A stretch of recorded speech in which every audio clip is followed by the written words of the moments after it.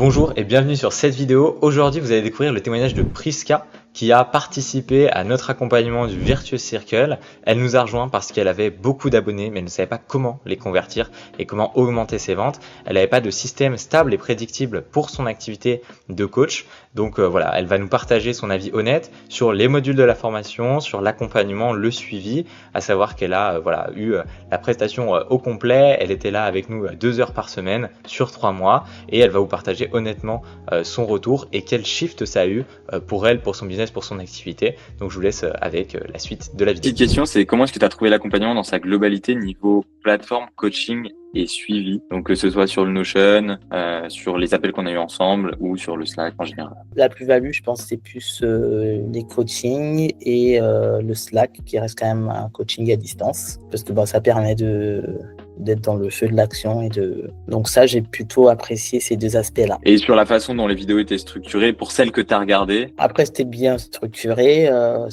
ça permettait quand même d'appliquer les méthodes de la vidéo.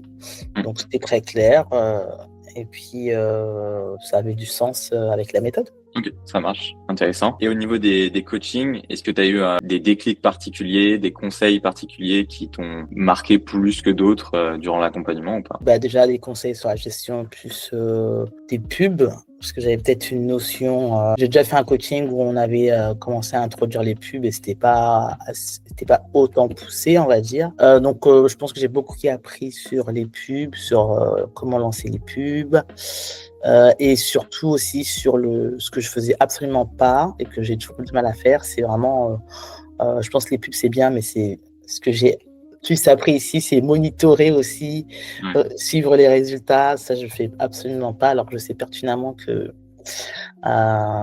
c'est important. C'est un peu ce qui aide à le tableau de tracking finalement, ouais, le gros tableau de tracking. Le tableau de tracking, ouais. Que j'ai du mal à faire quand même, qui est quand même pas mal. Et puis aussi, après, ce qui m'a aussi beaucoup aidé, c'est créer les pubs, savoir les messages qui marchent, même jusqu'au montage et tout. Donc la partie technique, je pense que c'est ce qui m'a vraiment bien marqué dans le coaching. Parce que c'est un peu le truc qu'on va négliger, que même si tu peux payer quelqu'un pour le faire, en fait, je pense que c'est important de maîtriser avant. Pour au moins, sur certaines choses, savoir qu'est-ce que tu délègues, etc. Après, moi, si je dois rajouter quelque chose et tu me diras si t'es d'accord, pour moi, il y a eu quand même 2 grosses avancées. Surtout une chose qu'on a fait vachement ensemble, c'est vraiment sur du coup la précision de ton personnage, ce que tu disais juste avant, où vraiment on a évolué dans le milieu de l'accompagnement vers quelque chose de totalement différent, de plus rentable et de plus intéressant aussi pour toi, plus aligné. Donc ça, c'est hyper important. Tu me diras si t'es d'accord. Et la deuxième chose, c'est le closing.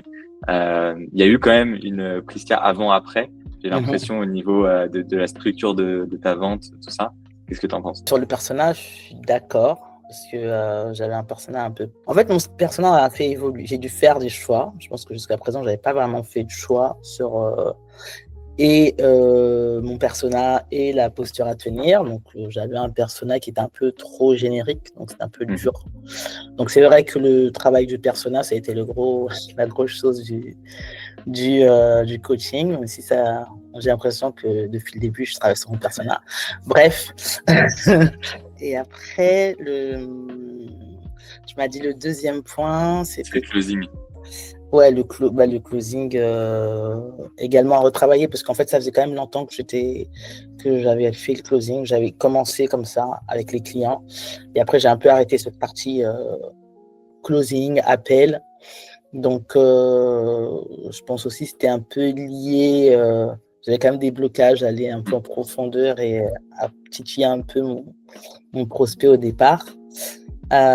Donc ouais, je pense quand même que j'ai des grosses avancées sur le closing aussi. Oui. Moi, je peux te dire que je les ai vus parce qu'on a fait pas mal d'appels d'entraînement. Je crois qu'on en a eu 2 ensemble avec Cindy. Et c'était vraiment, il y avait un vrai avant sur la structure. Et tu paraissais aussi beaucoup plus confiante, tout ça. Donc ça, c'est cool. Dernière petite question. Si quelqu'un hésite à rejoindre le Virtuous Circle, qu'est-ce que tu aimerais lui dire? J'aimerais lui dire si, peut-être que si actuellement il n'a pas de résultat, c'est qu'il y a peut-être une histoire de structure. Il y a peut-être une histoire. En fait, il y a des choses qu'il n'a pas forcément vues et qu'en tout cas, le Virtual Circle, ça permet d'affiner, on va dire, un gros travail sur le marketing que tu mets en place pour attirer tes clients. Ça permet aussi de structurer un peu son activité déjà dès le départ. Et voilà. Et c'est aussi un bon point pour, on va dire, pour appréhender tous les concepts de marketing basés autour de l'attraction client, de la pub, de la conversion. Donc voilà. Ok, super. Bah, merci pour ça et pour ces retours.